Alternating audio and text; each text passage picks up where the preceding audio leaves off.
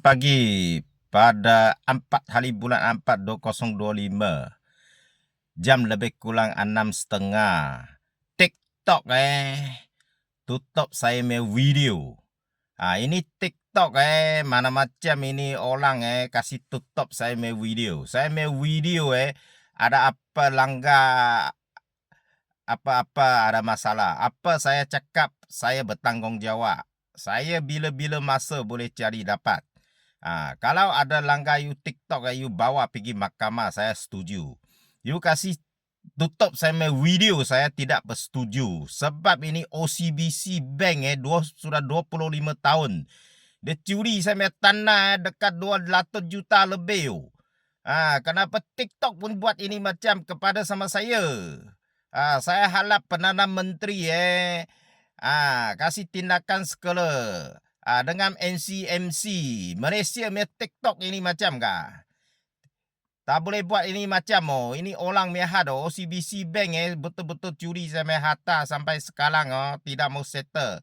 Ini video saya dipaksa buat Saya macam-macam pun sudah buat. Cukup-cukup masa sampai hari ini. Saya harap YB Ketua Polis Negara SPRM ada kuasa-kuasa ni tindakan sumbangan kepada masyarakat dan negara kita.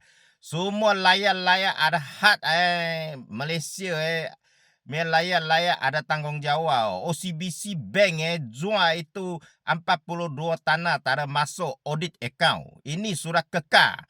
Bawa duduk pergi mahkamah. Dia boleh kasih saya cakap ini video OCBC Bank Malaysia curi saya punya tanah 42 tanah hak milik. Surat jual tidak masuk account. Audit account. Ini sudah dijelaskan. Minta tolong tindakan pergi mahkamah jenayah. Laporan polis saya pun sudah buat. SPRM saya pun sudah pergi.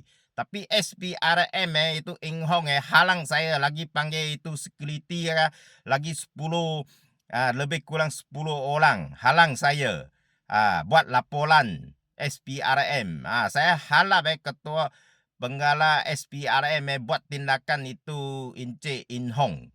Halang saya buat laporan. Ini betul-betul OCBC Bank curi saya punya tanah.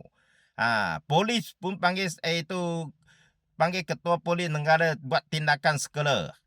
Saya laporan pun sudah buat. Harap tengok saya punya video dengan saya punya Facebook. Semua ada. Ini sudah kekal. Minta tindakan segala. YB. Minta tolong parlimen kasih uruskan ini. Ini kes betul-betul sudah lama. Sudah kekal. Ini bank boleh curi saya punya tanah kah? Terima kasih banyak.